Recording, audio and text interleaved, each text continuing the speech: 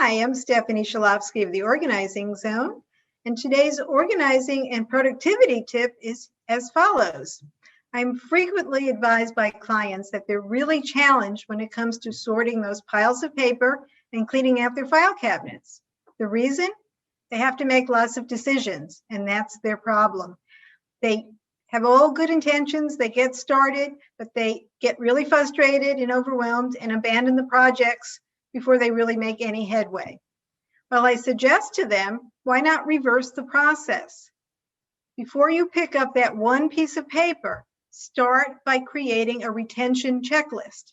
And what that means is create a list of all the documents or category of documents that you need to keep and the length of time that you're going to keep them. I also encourage my clients to just run this list by their legal and financial advisors as needed.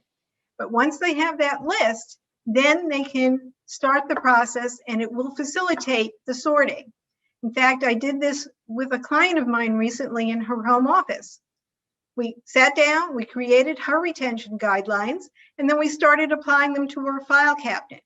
Well, our session ended, but she continued on and worked by herself using the checklist as a guide and cleaned out that entire file cabinet. Plus, she even tackled some archive boxes that had been sitting in her garage forever. So if you create a retention checklist, be sure to update it so that it'll continually be accurate and up to date, and it will be a good tool for you to use. So stay tuned for more tips. And in the meantime, if you'd like some additional tips, please visit my website, theorganizingzone.com/blog, and you can find lots of tips there. See you next time.